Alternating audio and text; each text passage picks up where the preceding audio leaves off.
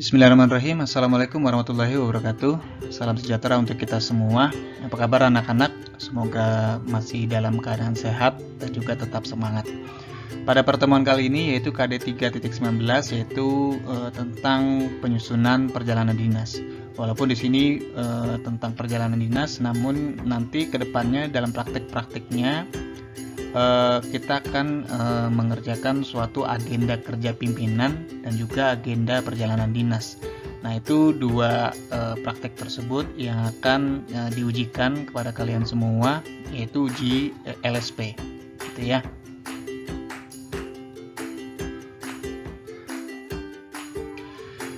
Oke, pada pertemuan ini materi-materi yang akan disampaikan di sini definisi perjalanan dinas, macam-macam perjalanan dinas, dokumen perjalanan dinas, persiapan perjalanan dinas, tata cara pelaksanaan perjalanan dinas, dan juga penyusunan daftar perjalanan dinas.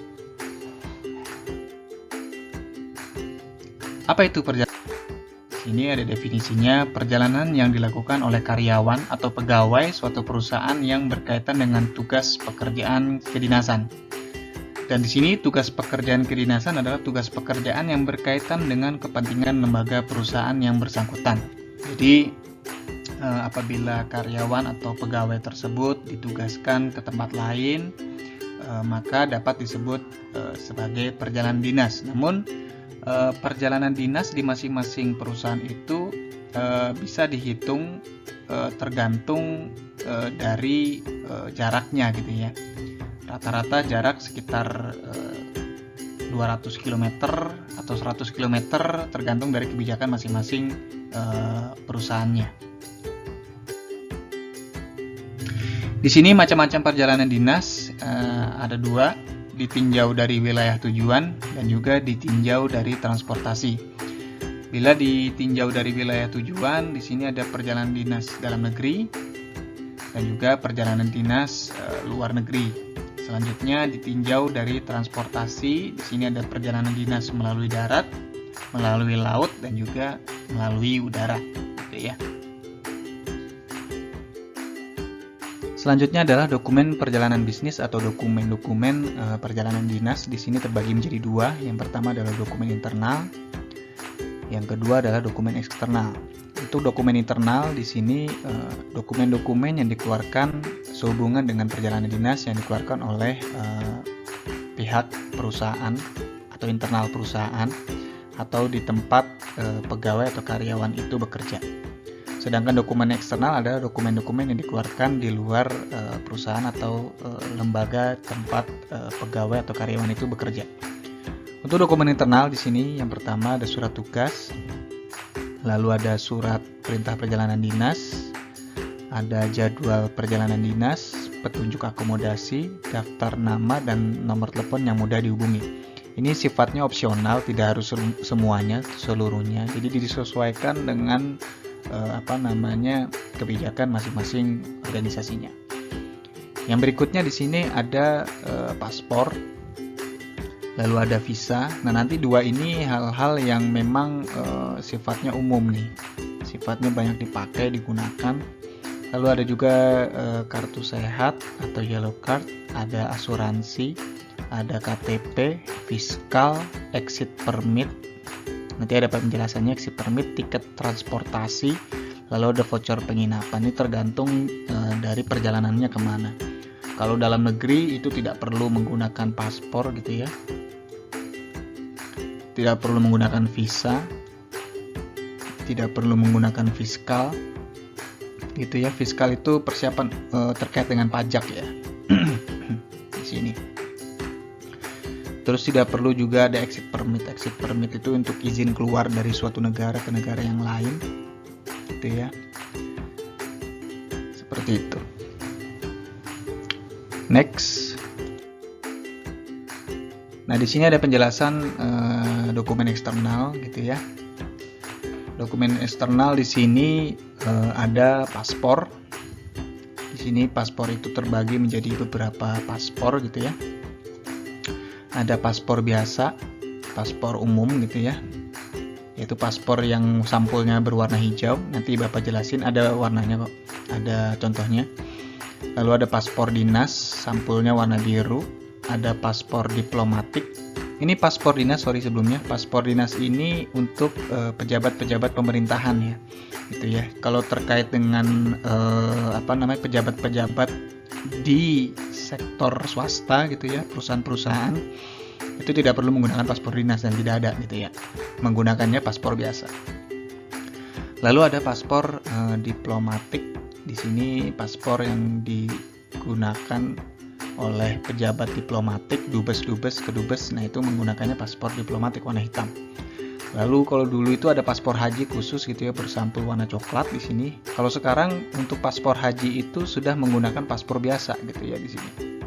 Jadi untuk paspor haji saat ini sudah menggunakan paspor umum gitu ya. Jadi sudah tidak ada lagi paspor coklat. Lalu selanjutnya ada paspor khusus. Di sini untuk pejabat-pejabat PBB atau United Nations gitu ya. Pejabat-pejabat tingginya menggunakan paspor khusus. Nanti ada gambarnya. Selanjutnya ada visa. Nah, ini visa ini untuk izin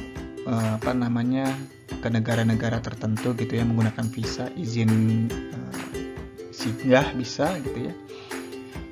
Atau memang destinasinya ke situ, ke negara tersebut gitu ya, negara yang bersangkutan. Di sini ada transit visa di sini. Transit visa memang kalau misalnya kita ingin pergi ke suatu negara tertentu, tapi kita harus transit dulu ke negara tertentu gitu ya. Misalkan kita ingin ke Arab Saudi, tapi kita transit dulu di Dubai gitu ya. Atau kita transit di Singapura, dan kalau misalkan transitnya lebih dari 1 hari itu menggunakan transit visa gitu ya. Itu 1-3 hari di sini. Lalu ada visa turis gitu ya, itu untuk mengadakan perjalanan wisata gitu ya, pariwisata. Nah, ini banyak yang menggunakan. Ada bisnis visa. Jadi kalau visa itu izin-izin, ini kan izin visa ini adalah suatu izin gitu ya, izin ke negara tertentu gitu. Nah, ini izinnya itu tujuannya apa gitu, apakah turis ataukah transit saja, atau untuk tujuan bisnis atau tujuan diplomatik gitu ya, atau hubungan-hubungan antar negara gitu ya. Atau di sini ada juga izin imigran gitu ya. Jadi ada visa imigran. Gitu. Seperti itu. Ini untuk visa. Next. Nah, ini gambar-gambar paspornya. Di sini ada paspor biasa tadi yang warna hijau. Di sini ada paspor dinas yang warna biru. Di sini ada paspor diplomatik gitu ya, warna hitam. Juga di sini ada paspor haji. Dulu itu warna coklat, sekarang ikut sama dengan paspor umum gitu ya. Lalu ada juga paspor khusus di sini untuk pejabat-pejabat PBB gitu ya. Seperti itu. Nah, di sini ada gambar visa atau izin gitu ya ke suatu negara tertentu. Ini kalau misalnya ke London itu berbeda-beda sih untuk dokumen visanya gitu ya, tergantung masing-masing negaranya gitu ya. Tapi di situ biasanya informasi-informasi di dalamnya biasanya sih hampir mirip-mirip gitu ya. Ada nama gitu ya. Terus udah gitu dia asal dari mana, tujuannya untuk apa kan gitu ya, berapa lama tinggalnya di situ. Nah, itu tuh biasanya informasi-informasi di dalam visanya seperti itu. Nah, di sini selanjutnya kita langsung masuk ke dalam persiapan perjalanan dinas, gitu ya. Untuk perjalanan dinas di sini terbagi persiapan transportasinya, gitu ya. Kalau misalkan transportasi darat itu menggunakan mobil, kereta api, gitu ya. Itu biasanya kalau mobil ya SIM, STNK, istilahnya surat-surat kendaraan itu perlu disiapkan, asuransi, KTP, lalu peta atau rute jalan. Kalau sekarang sudah ada Google Map, terus cek juga kondisi mobil apakah layak jalan atau tidak gitu ya. Kalau misalkan masih jarak sekitar 200 km mungkin masih cek ringan gitu. Tapi kalau misalkan sudah sampai lintas provinsi, lintas pulau gitu ya, itu benar-benar dicek total kondisi mobil seperti apa. Jadi jangan sampai di tengah jalan itu ada kendala-kendala yang memang dapat mengakibatkan terlambatnya suatu jadwal.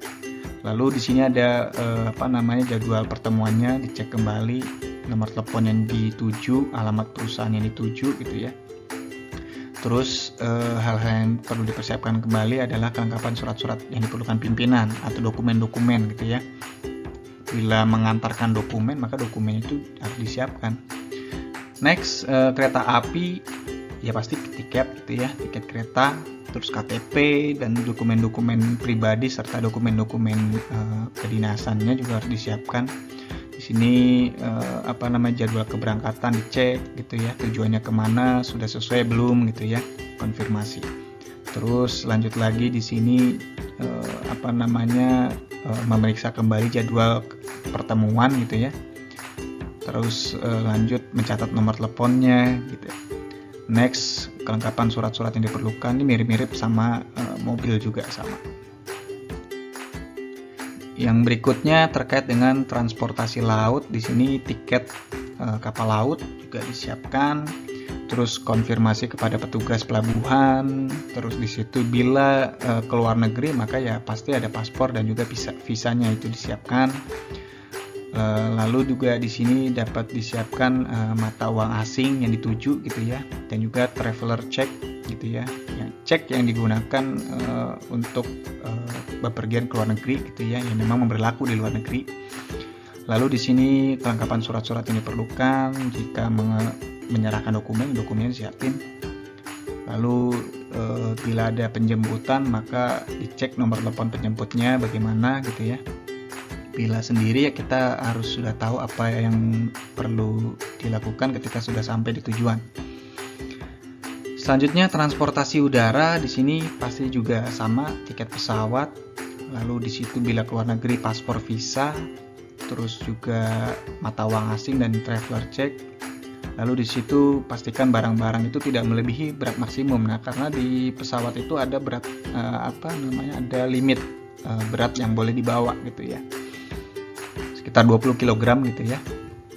Lalu memeriksa kembali surat-surat yang diperlukan, dokumen-dokumen yang diperlukan, terus cek kembali siapa penjemputnya jika memang ada penjemputnya. Jika tidak ada yang menjemput maka harus tahu, pastikan kembali kendaraan-kendaraan yang dituju ketika sudah landing di tujuan gitu ya.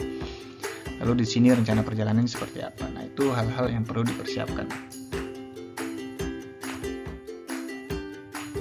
Nah, di sini ada juga persiapan akomodasi. Pertama dari pemesanan kamar hotel, jadi harus dicek ini.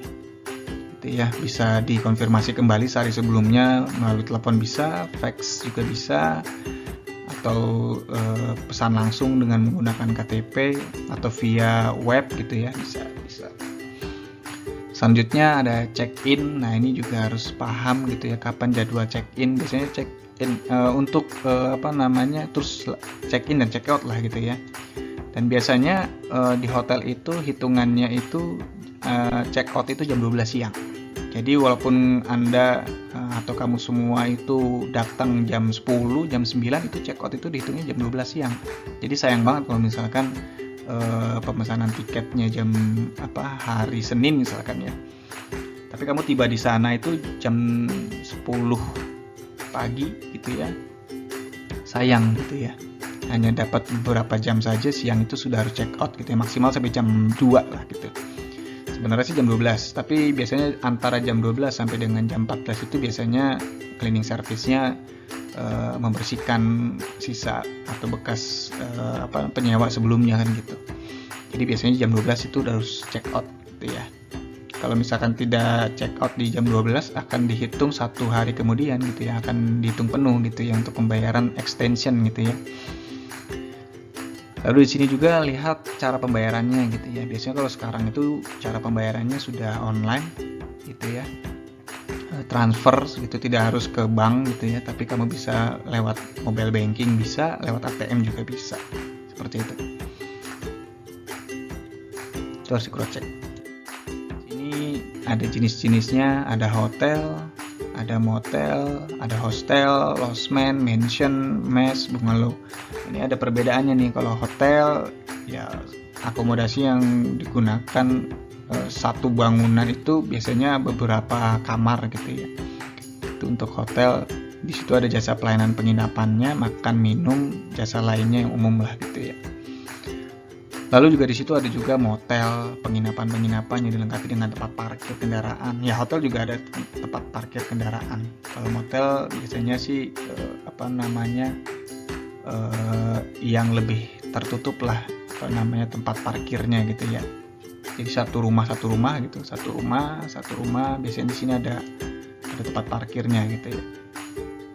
Di situ juga selanjutnya ada hostel di sini. Hostel itu tempat singgah juga sama gitu ya. Biasanya sih skupnya itu lebih rendah daripada hotel gitu ya. Karena memang sifatnya hostel itu seperti rumah gitu ya. Dan memang cocoknya untuk para pejalan muda gitu. Pejalan muda itu maksudnya yang traveler gitu ya. Jadi di situ seperti rumah gitu ya. Terus ada juga lodgement, ada juga mansion di sini, rumah besar yang disewakan gitu ya. Ini agak besar nih, ini agak mahal biasanya mansion itu. Lalu juga ada mess gitu ya. Biasanya kalau mess itu untuk instansi-instansi tertentu gitu. Ada bungalow gitu ya.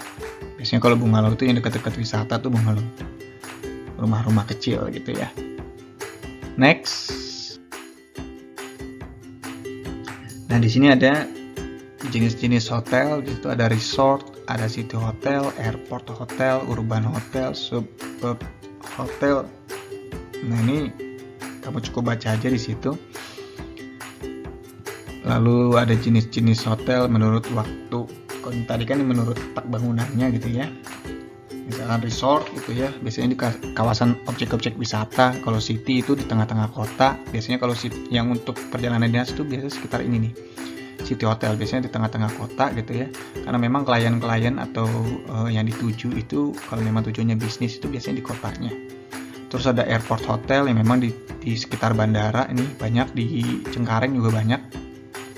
Ada urban hotel nih biasanya di daerah pedesaan, ada suburb hotel pinggir kota atau di pinggir kota satelit gitu ya, atau di kota satelit maaf. Terus di sini jenis hotel menurut lama waktunya. Kalau cuma sekedar transit 1-2 hari ada tuh transit hotel, ada residen yang memang digunakan juga sebagai tempat tinggal, ada semi residen tinggal sementara gitu ya. Terus di situ juga ada jenis hotel menurut penetapan tarif kamar. Ada American Plan gitu ya. Di sini sudah termasuk 3 kali makan pagi, siang, sore gitu ya. Pagi, siang, malam. Terus ada European Plan gitu ya. Di sini ada Modified American Plan, ada Continental Plan, ada Bermuda Plan gitu ya. Di sini ada penetapan tarifnya, ada nama-namanya tuh. Ya kalau di kita ada bintang 1, bintang 2, bintang 3 gitu ya, tarif-tarif. Kalau di di luaran ini modelnya. Terus menurut jumlah tempat tidur ada single bedroom. Kamu harus paham tuh, nanti ketika kamu memesankan hotelnya, kamu jangan nunggu dari atasannya harus begini. Kamu harus sudah ready gitu ya. Apa yang mau disiapkan kamarnya tuh, apa single bedroom, double bedroom, twin, family, triple, solo, extra use gitu ya, baby cot. Nah, kamu harus tahu tuh gitu ya. Kalau misalkan 2 orang ya double bedroom gitu ya. Kalau misalkan inginnya 2 tempat tidur gitu ya, twin gitu ya. Kalau sepasang ya double bedroom lah, misalkan suami istri gitu ya. Kalau single untuk 1 kamar 1 tempat tidur. Twin bedroom itu 2 tempat tidur, jadi 2 orang. Kalau family bedroom 2 atau 3 kamar saling berhubungan gitu ya. Dapat dibaca di sini. Lalu di sini ada jenis kamar hotelnya, ada standar, suite, presidential. Nah, ini kamu harus sesuaikan. Kalau misalkan direktur utama ya jangan dikasih standar lah gitu ya. Kasih yang mewah gitu ya. Presidential gitu ya, atau suite gitu ya. Terus di sini ada jenis hotel menurut jumlah kamar, ada small sekitar maksimal 25 kamar, medium 29 sampai 299, large 300 kamar. Nah, itu jenis hotel menurut jumlah kamar. Next di sini rencana perjalanan dinas. Di sini kamu harus pahami siapa yang bertanggung jawab dalam perjalanan dinas gitu ya. Itu biasanya bagian umum juga, sekretaris pastinya. Terus tujuan utama perjalanan dinasnya itu apa, kemana gitu ya, tujuannya untuk apa kan gitu ya. Lalu waktu atau jadwal yang pasti tentang acara perjalanan dinas yang meliputi keberangkatan, kedatangan, dan persinggahannya bagaimana. Lalu prosedur tentang transportasi dan hotel yang dipakai, apakah pimpinan punya pilihan menggunakan kelas utama atau kelas ekonomi, serta jenis hotel yang dikehendaki. Nah, itu harus kamu pahamin tuh.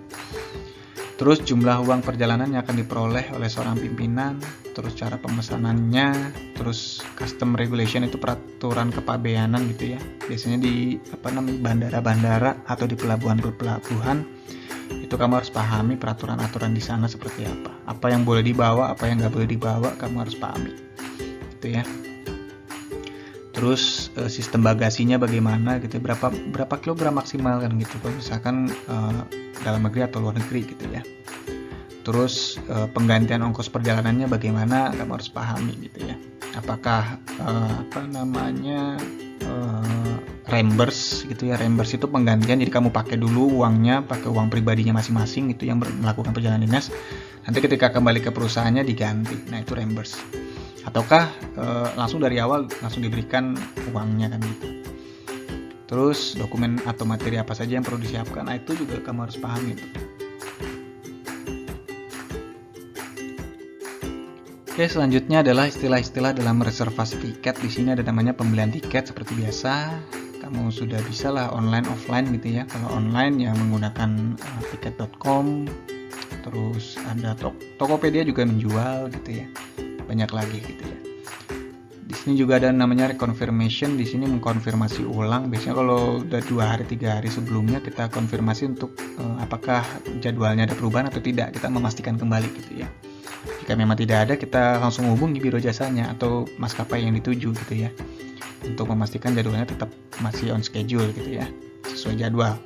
Lalu di sini juga ada namanya shuttle flight. Di sini shuttle flight itu istilahnya pulang pergi gitu ya. Lalu juga ada namanya perubahan pemesanan. Atau tadi tuh ketika kita konfirmasi ada perubahan jadwal, kita langsung melakukan perubahan jadwal gitu, pemesanan gitu ya. Yang tadinya jam sekian jadi jam sekian. Pasti di situ ada tambahan fee yang menyertainya lah gitu ya. Karena memang ada perubahan yang sifatnya mendadak juga misalkan gitu ya. Lalu di situ ada namanya open return. Yang berikutnya open return itu kita sudah menyiapkan tiket kembali gitu ya, pulang pergi gitu ya, shuttle flight gitu ya. Tetapi untuk jadwal kembalinya kita belum tentukan jadwalnya gitu ya. Biasanya kita sudah kerjasama dengan biro jasa gitu ya, atau sudah kerjasama dengan maskapai yang dituju gitu. Jadi kita ada kerjasama terkait dengan open return itu. Jadi tiket sudah kita siapkan, tetapi untuk jadwal kita menunggu atasan. Biasanya kalau misalkan setelah melakukan kegiatan utama, kegiatan dinas, ada kegiatan lain yang memang tidak bisa ditinggalkan, ya pimpinan bilang open return aja dulu gitu ya. Jadi untuk kembalinya menunggu instruksi selanjutnya kan gitu. Lalu yang terakhir di sini ada redeem tiket gitu ya, redeeming tiket ya, pembatalan tiket lah gitu ya. Biasanya ada potong biaya administrasinya tuh. Ada hitungannya tuh kalau misalkan sebulan atau 2 minggu sebelumnya sudah pembatalan, maka pengembaliannya sekian persen, 75%. Kalau misalkan sebulan sebelumnya mungkin 100%.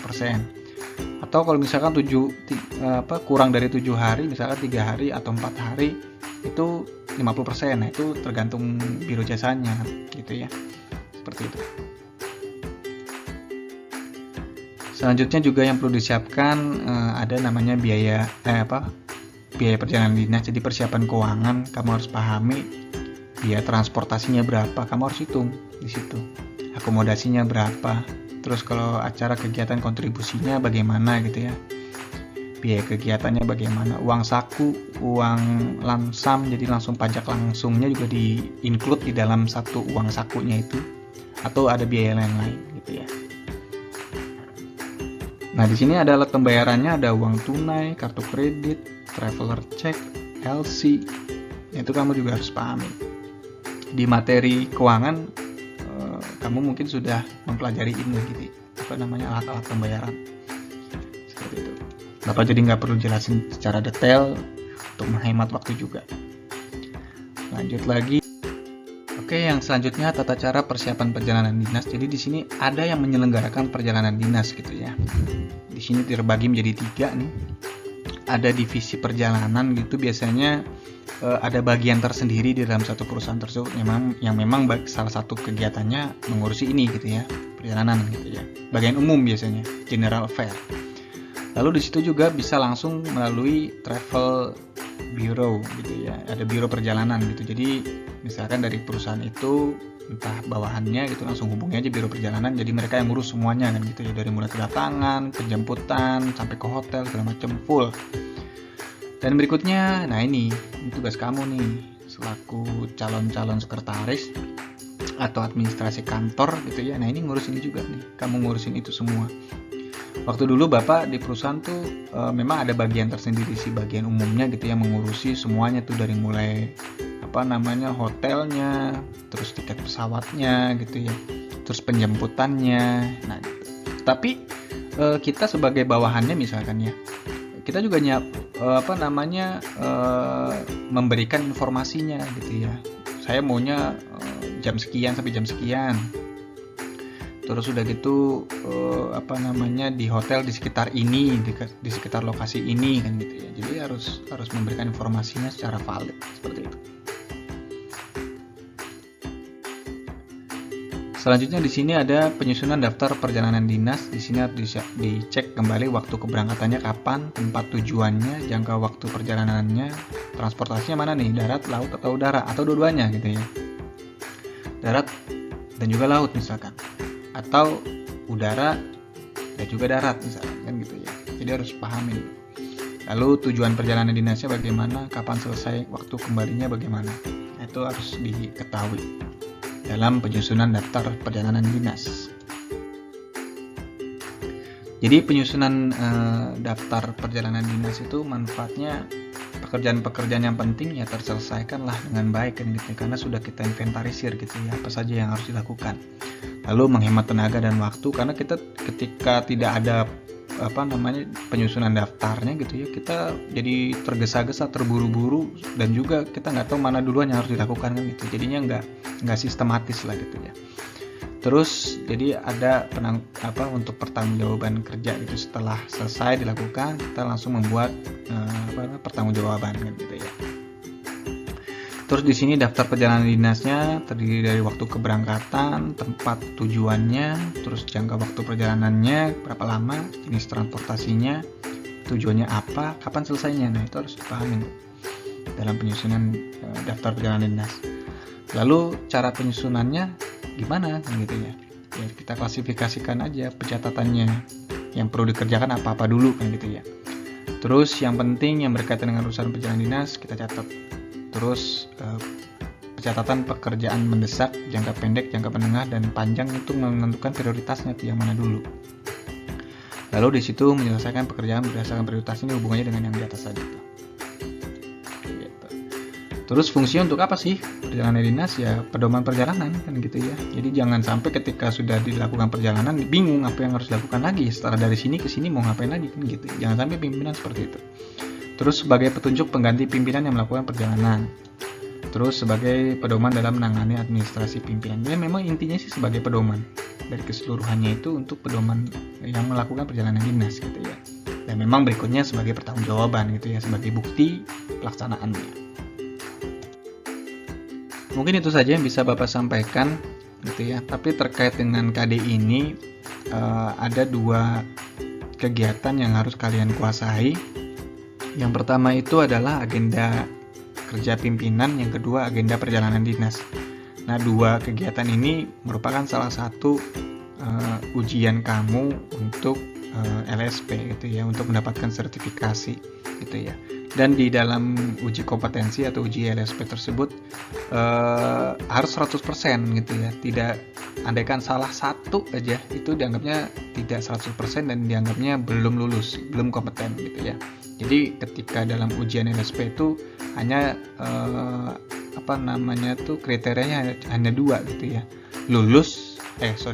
Kompeten atau belum kompeten. Nah, cuman itu aja gitu ya. Ketika kamu satu saja salah, nah itu dianggapnya belum kompeten dan kamu bisa ulang lagi di tahun berikutnya gitu ya.